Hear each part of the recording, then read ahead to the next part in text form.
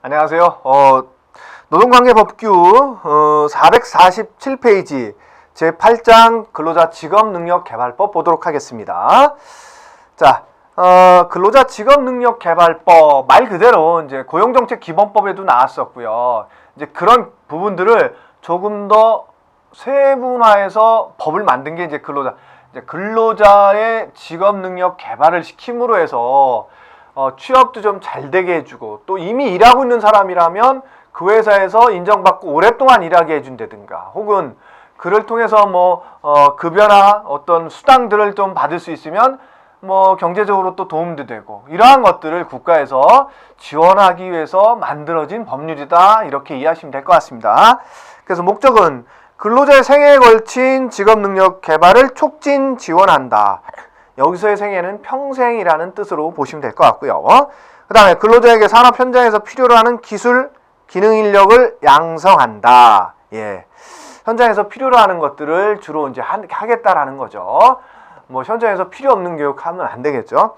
그 다음에 근로자의 고용 촉진과 고용 안정 및 사회 경제적 지위 향상과 기업의 생산성 향상을 도모한다. 결국 근로자의 능력이 높아지면 생산성이 좋아지는 거기 때문에 기업의 입장에서도 도움이 되는 거죠. 그 다음에 사회경제 발전에 이바지한다. 다음은 이 법에서 정의하고 있는 용어들을 좀 보도록 하겠습니다. 직업능력개발훈련, 말 그대로 직업에 관련된 능력을 키우는 교육훈련에 관련된 부분이다, 이렇게 보시면 되겠죠. 그래서 근로자에게 직업에 필요한 직무 수행 능력을 습득, 향상시키기 위해서 실시하는 훈련을 말한다. 그 다음에 사업은, 직업능력개발 사업은 직업능력개발 훈련이 당연히 포함되고요. 그 다음에 이런 훈련에서 필요한 과정이라든가 매체를 개발한다든가, 혹은 이런 훈련에 필요한 것들에 관한 조사, 연구 등이 포함되는 이런 전체적인 것들을 다 직업능력개발 사업이다, 이렇게 표현할 수 있다는 거죠. 다음은 훈련시설입니다. 훈련시설은 공공 부분이 있고 지정 부분이 있는데,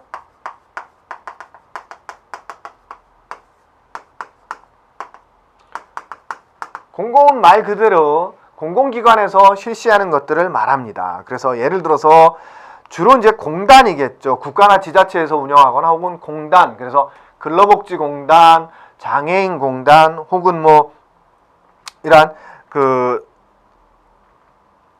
다음에 또 뭐가 있을까요? 하여튼 여러 가지 국가에서 운영하는 이런 공단에 속하는 부분들. 그래서 공단, 그 다음에 국가나 지자체에서 직접적으로 운영하는 그러한 교육기관들이 속한다고 보면 될 것 같고, 지정은 노동부 지정, 이런 거 많이 보셨을 거예요, 여러분들. 학원의 그 간판에 노동부 지정, 무슨 교육훈련기관, 이런 것들 많이 보셨죠? 그거예요. 노동부에서 지정한 그 업무, 교육 내용을 훈련을 시킬 수 있게 지정된 기관을 말하는 거예요. 그래서 노동부에서 지정하는 기관이면서 보통 직업훈련학교라든가, 혹은 학원이라든가 이런 등등등이 속하는, 대신 이제 노동부에서 지정한 과정을 수행할 수 있는, 교육시킬 수 있는 기관을 말하는 겁니다. 다음은 근로자. 이 법에서 얘기하는 거는 고용된 사람과 취업할 의사가 있는 사람에서 재직자 플러스 실업자까지를 근로자로 보아주겠다라는 거죠. 그 다음에 기능대학. 고등교육법에 따라 전문대학으로서 학위과정인 다기능 기술자 과정과 또는 학위 전공 심화 과정을 운영하면서 직업훈련 과정을 병설 운영하는 교육훈련기관을 말한다. 여러분들이 알고 있는, 지금은 이제 기능대학이라는 표현을 안 쓰고 폴리텍대라는 명칭을 쓰죠. 그죠? 그래서 그 폴리텍대가 기능대라고 생각하시면 될 것 같습니다. 그 다음에 직업훈련기관, 직업능력개발훈련의 기본 원칙. 그래서 이것도 원칙, 기본적인 부분들이니까 어려운 얘기들 없습니다. 어쨌든 그래서 직업능력개발 훈련은 근로자 개인의 희망, 적성, 능력에 맞게 근로자 생애에 걸쳐 실시되고, 그 다음에 직업능력개발 훈련은 민간의 자율성과 창의성이 존중되도록 하며 노사의 협력을 바탕으로 해라. 국가가 주도적으로 하기보다는 민간의 자율성을 좀 존중해줘라. 뭐 이런 뜻인 거죠. 그 다음에 근로자 성별이라든가 연령, 신체적 조건, 고용 형태, 신앙 또는 사회적 신분 이런 것들 가지고 차별하지 말라라는 거예요. 훈련시킬 때. 그 다음에 직업능력 개발 훈련할 때 조금은 더 중요시해야 되는 거. 중요시해야 되는 근로자들이 있다. 주로 누구냐? 취약계층에 속할 수 있는 분들이죠. 고령자, 장애인, 기초생활수급자, 국가유공자, 그 다음에 제대군인과 전역 예정자, 여성 근로자, 자, 그 다음에 중소기업 근로자. 8번이 좀 특이하죠? 제조업에서 생산직에 종사하는 근로자래요. 그러니까 여기는 대기업이 됐든 중소기업이 됐든 제조업에서 생산직에 종사하는 근로자는 조금 더 신경 써주라는 거죠. 그 다음에 일용, 단시간, 그 다음에 기간제, 그 다음에 파견 근로자 등 같이 주로 비정규직에 속하시는 분들이 또 여기에도 속할 수 있다라는 거죠. 그 다음에 국가 및 사업주의 책무해서 자, 국가는 이 법과 관련해서 어떤 것들을 해줬으면 좋겠고 지자체는 어떤 것들을 해줬으면 좋겠고 이것도 마찬가지로 도덕적인 얘기들이 좀 들어가 있습니다. 그래서 이거는 여러분들이 그냥 읽어보시기를 바라고요. 그 다음에 여기서도 기본계획이라는 걸 수립해야 된다. 직업능력 개발과 관련된. 그래서 노동부 장관은 관계중앙행정기관의 장과 협의하여 고용정책 기본법에 따라서 고용정책 심의를 거쳐서 근로자의 직업능력 개발 촉진에 관한 기본계획을 5년마다 수립 시행하라. 예, 5년마다. 고용정책 기본계획도 5년마다 관계중앙행정기관의 장과 협의해서 수립하라고 돼 있었죠. 그 다음에 그런 기본계획엔 어떤 것들이 포함되어야 되느냐? 직업능력 개발에 관한 정책의 기본 방향이라든가 혹은 인력의 수급 동향이라든가 전망을 반영한 훈련에 관한 사항이라든가 혹은 근로자가 자율적으로 행하는 훈련에 대한 지원이라든가 사업주가 근로자를 위해서 하는 훈련에 대해서 지원해 준다든가 혹은 근로자 단체, 사업주 단체나 산업 부문별 인적자원 개발 협의체 등이 하는 직업능력 개발 사업에 대한 지원이라든가 등등등등등 해서 이러한 부분들이 기본 계획에 포함되어야 된다 이런 내용인 거죠. 다음은 훈련의 구분입니다. 훈련의 구분. 그래서 이 부분은 사실은 직업정보론에서도 한번 본 거예요.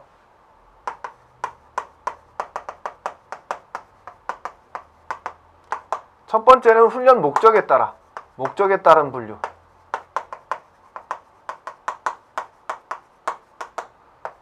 예. 양성훈련이라는 게 있고 향상훈련이라는 게 있고 그 다음에 전직훈련이라는 게 있죠. 말 그대로 기초적 직무 수행 능력을 습득이나 혹은 배양을 시켜주는 거야. 향상은 기초적 직무 수행 능력 플러스 좀 더 잘할 수 있도록 좀 더 높은 수준의 직무 능력을 습득이나 배양할 수 있게 해주는 거고 전직은 이미 하던 일이나 기존 업무 플러스 새로운 업무도 할 수 있게. 네, 결국 전직은 주로 나갈 사람들을 위해서 하는 거기 때문에 새로운 일도 잘 할 수 있게 그러한 교육을 한다는 거죠. 그 다음에 방법에 따라서는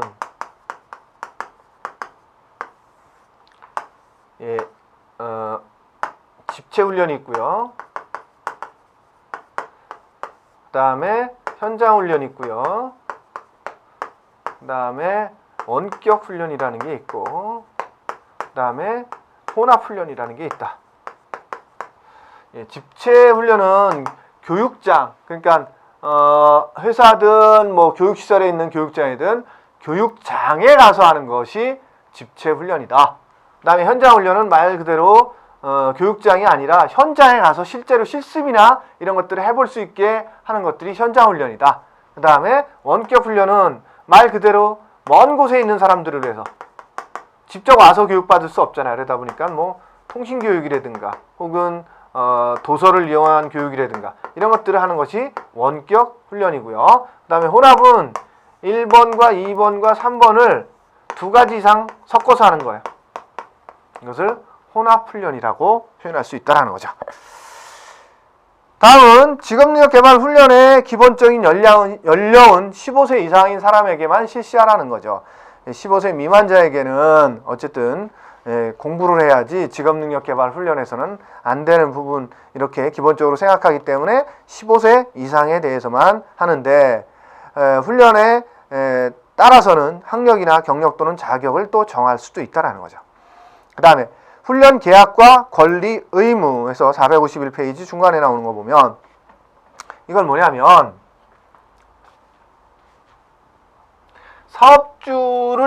사업주의 지원을 통해서 사업주가 근로자들에게 교육훈련을 시킬 수도 있다 그랬죠. 직업능력개발 쪽에서 지원되는 게 재직자도 지원되고 그 다음에 실업자도 되고 그 다음에 사업주한테도 지원이 된다 그랬었죠. 그랬을 때 사업주가 교육생을 모집하거나 아니면 뭐 기존의 회사 직원들이라면 모집할 필요가 없겠죠. 직원들을 대상으로 할 수도 있으니까 모집 혹은 재직자를 대상으로 교육을 실시할 때 이거 교육이야 라고 계약을 맺고 해야지 그렇지 않고 실시하면 근로를 제공한 거로 보아서 급여를 줘야 된다는 거예요. 그래서 그럴 때는 훈련 계약을 체결하라는 거예요. 그래서 사업주와 훈련을 받으려는 근로자는 훈련에 따른 권리, 의무 등에 대하여 훈련 계약을 체결할 수 있다예요. 해야 한다는 아니에요. 할 수 있다. 그러니까 해도 되고 안 해도 되는데 어쨌든 사업주 입장에서는 이 교육생과 어떻게 해요? 계약을 체결하지 않고 하면 어떻게 된다? 급여 지급해야 되는 거잖아요. 근로 제공한 것으로 본다라니까. 그러니까 어떻게 해? 사업주 입장에서는 반드시 계약을 체결하고 교육을 시키는 게 맞겠죠. 사업주는 훈련 계약을 체결할 때는 훈련을 받는 사람이 훈련을 이수한 후에 사업주가 지정하는 업무에 일정 기간 종사하도록 할 수 있고 이 경우 기간은 5년 이내로 하되 훈련 기간의 3배를 초과할 수 없대요. 예를 들어서 재직자가 아니고 예정자예요. 입사 예정자다. 예를 들어서 입사 예정자를 대상으로 교육을 시켜서 이 중에서 우수한 사람만 뽑아 쓰겠다. 뭐 이렇게 했다라는 거죠. 그래서 근데 이 교육에 들어가는 교육비가 많이 들어간다.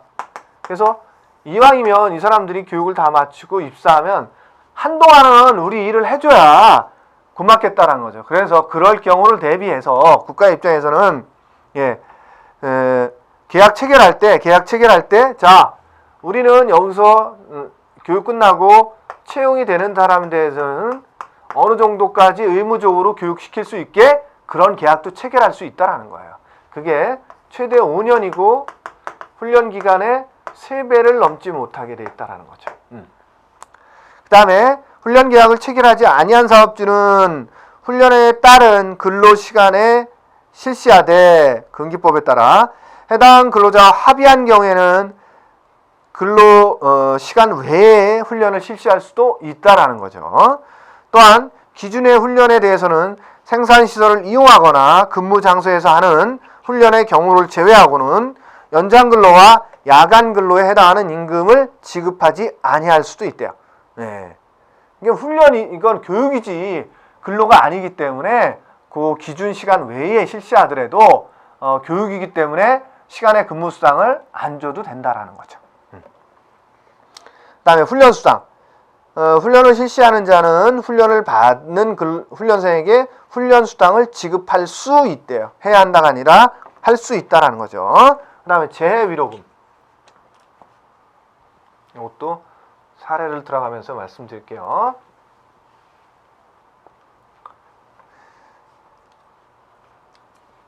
자, A 사업주가 교육생을 모집했어요. 그래서 이 교육생이 나중에 입사했으면 좋겠다. 우수한 사람들을 채용을 하려고 진행하는 거야. 근데 교육생을 한 30명 모집했는데 30명을 교육할 장소도 없고 뭐 장비도 없고 강사도 없어. 그러다 보니까 하고 싶은데, 그래서 근데 비사업주가 이런 걸 많이 해봤어. 그래서 야, 비사업주한테 위탁을 줘야 되겠다. 그래서 야, 네가 좀 해줄래? 라고 의뢰를 하는 거죠. 그러면 A사업주는 위탁을 주는 자예요.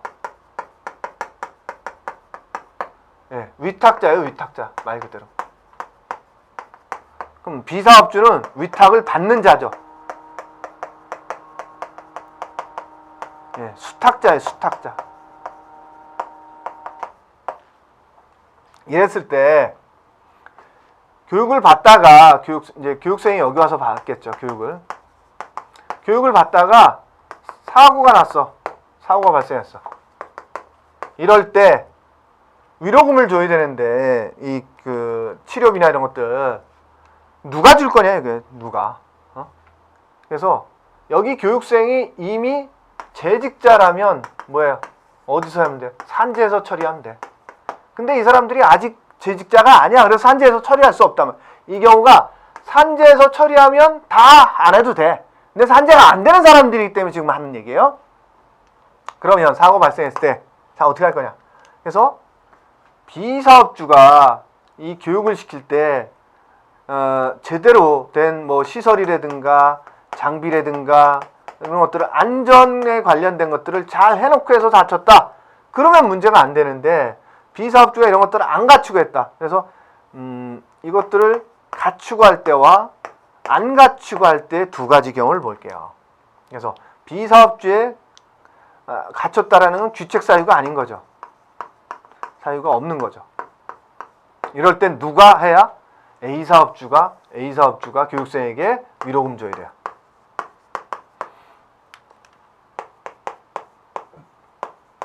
근데 그렇지 않고 B사업주가 잘못해서, 그럼 귀책 사유가 있는 거죠. 교육생 교육을 제대로 안 했다든가 장비를 시설을 제대로 보수를 안 했다든가 이런 식인 거죠. 그럼 누가 해야 되느냐? B사업주가 해줘야 돼.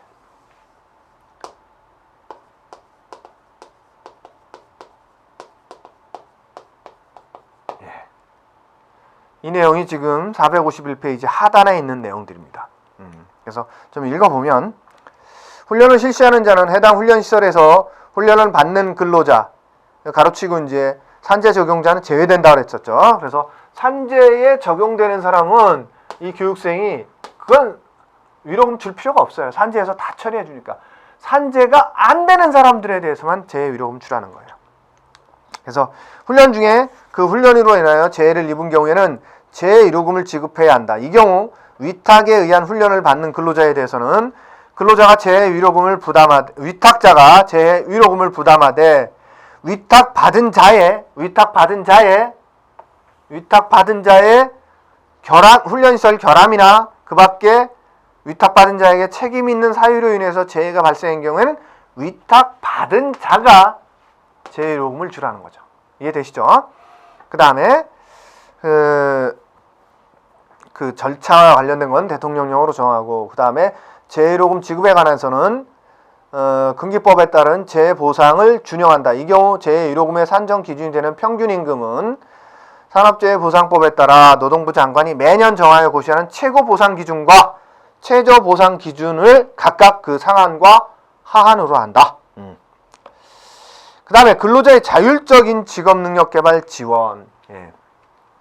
아까 말씀드렸던 것처럼 직업능력개발은 사업주를 지원해 줄 수도 있고, 그 다음에 근로자, 재직자를 지원해 줄 수도 있고, 그 다음에 실업자에 대해서도 직업능력개발을 지원해 줄 수 있다는 거죠. 자, 지금 사업주 부분을 끝 다음에 근로자 부분 들어가겠습니다.